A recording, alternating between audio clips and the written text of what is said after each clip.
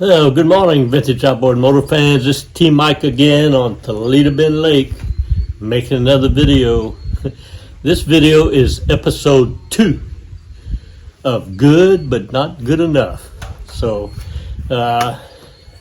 this is the motor I'm working on here is a 9.5 1968 for Brook.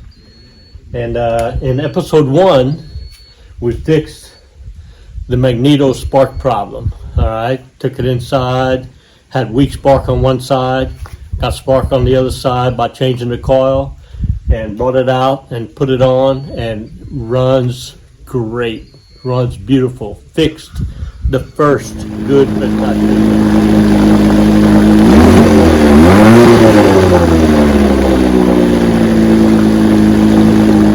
This episode 2, we're gonna attack the second and third problem, which is not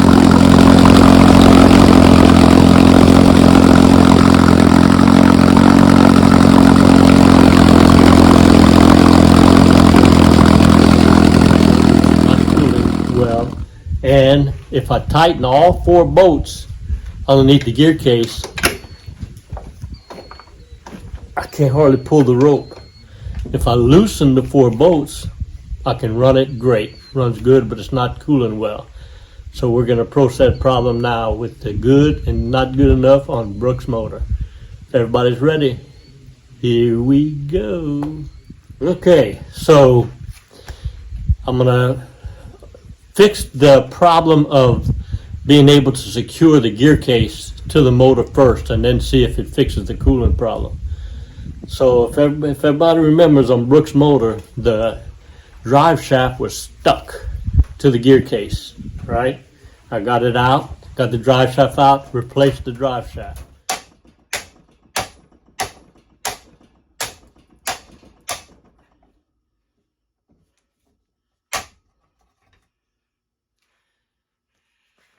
Put it on. So now if I tighten all 4 bolts, it's hard to pull. If I just loosen the 4 bolts, pull it, starts up, runs good, doesn't cool too well. So the problem is going to be the drive shaft where it sticks into the power head. If I back it off just a touch, it all spins great. If I put it all the way, it binds. So it's either a bad drive shaft or the power head, when this drive shaft was in it, gummed up the inside. And if you push it all the way into it, it jams it somehow. So I think the way I'm going to approach it to narrow it down between either drive shaft or the power head is I'm going to take my test motor, which is a green Johnson over there, runs great. I'm going to take that gear case and swap it with this gear case. If it runs good, then the problem's in the drive shaft, right? If it doesn't run good, then the problem's up in the power head. So that's how I'm going to approach it first. So let me first show you the tightening and loosening of the bolts, how it affects the power head and the cooling issue before I do the swapping. So here we go with that. So here's the 4 bolts I'm talking about. The 4 bolts that are underneath the gear, attaches the gear case. I got them tight right now, and I can't hardly pull.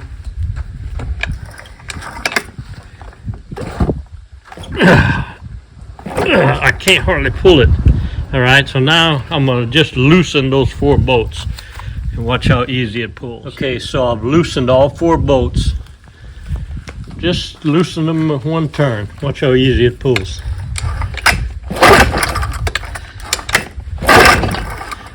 Works good. So I'm going to swap gear cases with my green one here.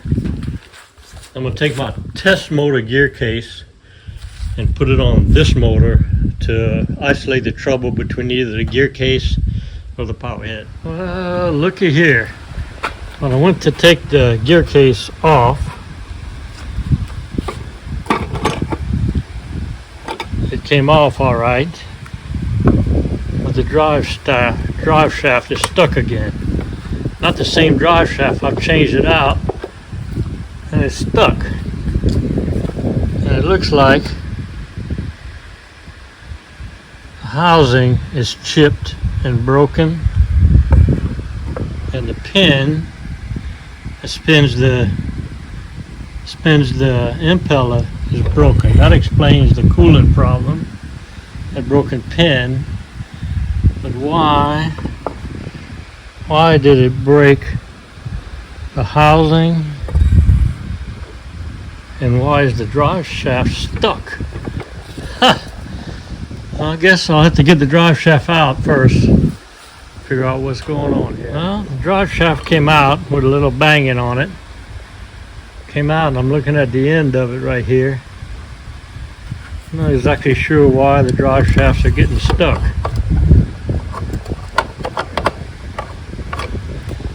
I'm not sure why that drive shaft got stuck. I'm going to take it out and do some cleaning. Spray some spray in there and drill around and see why they're getting stuck. So I inserted the drive shaft and it got stuck, and I pulled it out, and using my vice grips, I've inserted it several times, and they got all kind of gunk and crazy stuff coming out. I'm going to try to clean it up. Okay, so I'm going to take the drive shaft,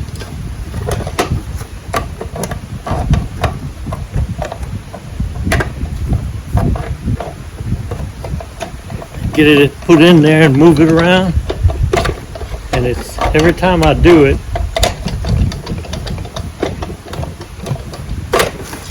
it's getting easier and easier.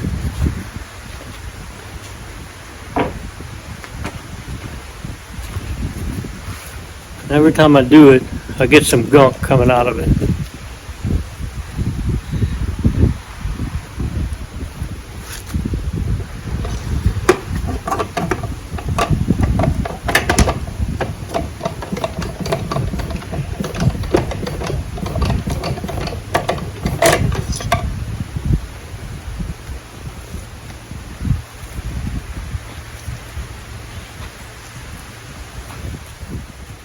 Try some WD-40.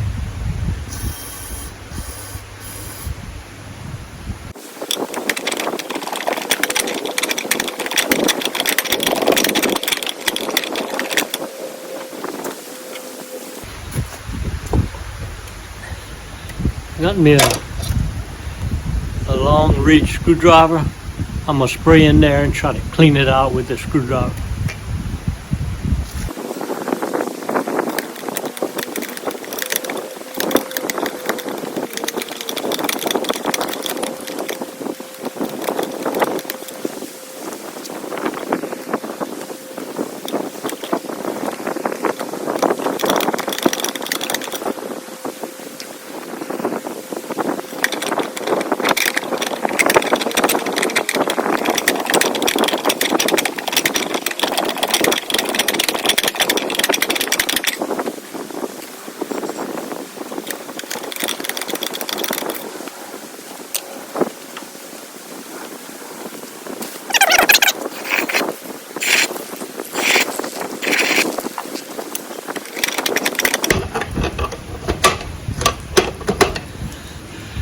Well, that did it. I can insert the drive shaft, it comes right out.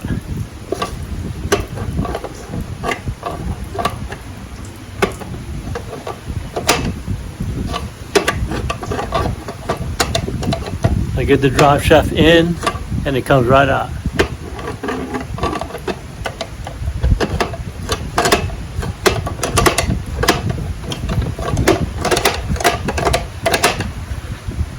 It's all cleaned out. So what happened is the first drive shaft was stuff in there, and when I got it pulled out, some gunk and stuff stayed in the bottom of the power head. So when I put the second one in, I couldn't get it all the way in because of that gunk.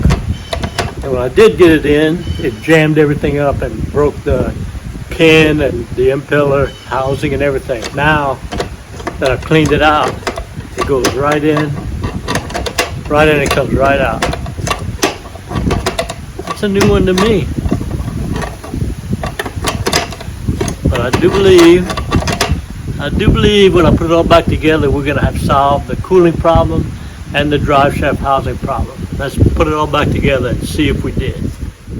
Okay, so I took the pillar housing on it off. You can see all the broken pin and pillar still in it. Here's the pin that bent and came out the hole. So I'm gonna put the drive shaft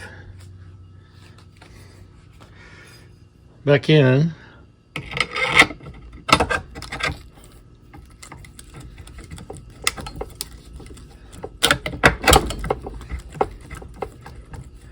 Well, I'm gonna try to get the drive shaft back in and put it back together. All right, I got it all back together. New impeller housing, a new pin. I greased the splines, replaced the gear oil.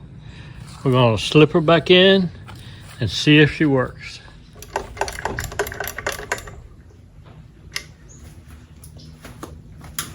All right, I got all 4 screws tightened up. Everything good. I'm gonna drop her down and see if I can pull it if it's not jammed.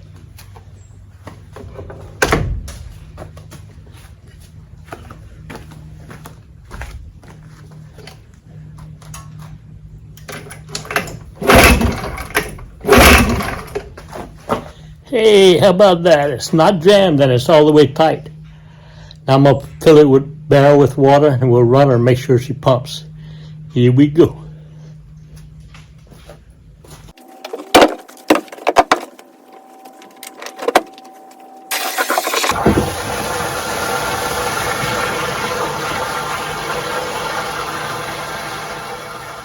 Man, I swear I'll spend half my life waiting for barrels to fill with water. Every time you want to work on them, you either got to lift the motor out of the barrel with water in it to work on it, or you got to drain the water out, move the barrel, work on your motor, put it back, fill the barrel. Half my life. But it's a beautiful day and might as well be doing this. So let's recap. So in episode 1, we had spark problems and we determined we had a coil that was good but not good enough, and we replaced it. On this episode, we found that the stuck drive shaft that I replaced was stuck because the receptacle inside the power head had dirt and grime in it built up, probably from salt water. So I had to get the second drive shaft out and put the drive shaft back in, and was able to put it all up tight and it's not stuck. So it ran before, it ought to run this time when we crank it up, and it ought to pump, hopefully pump water good. So let's see if my barrel's full. If it is, we'll run it.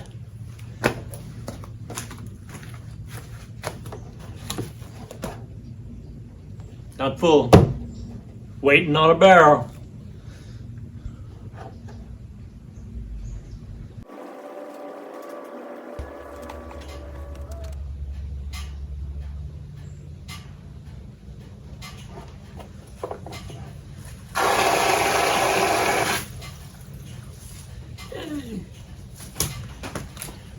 Yay, got a full barrel of water. Let's pump the bulb and give her a stroke, give her a pull.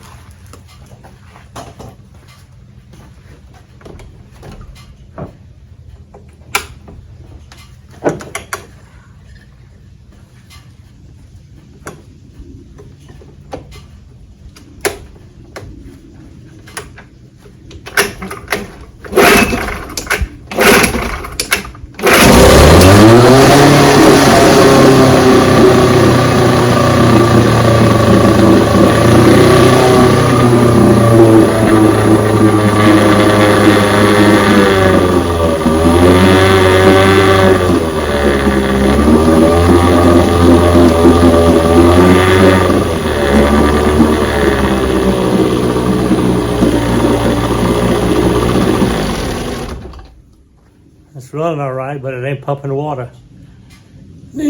Got another problem.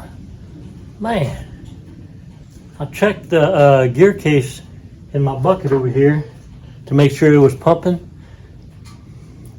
The gear case is pumping water, but it ain't putting out.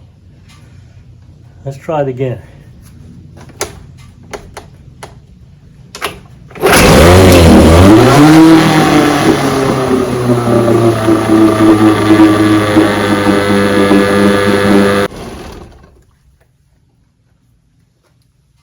No, not pumping water.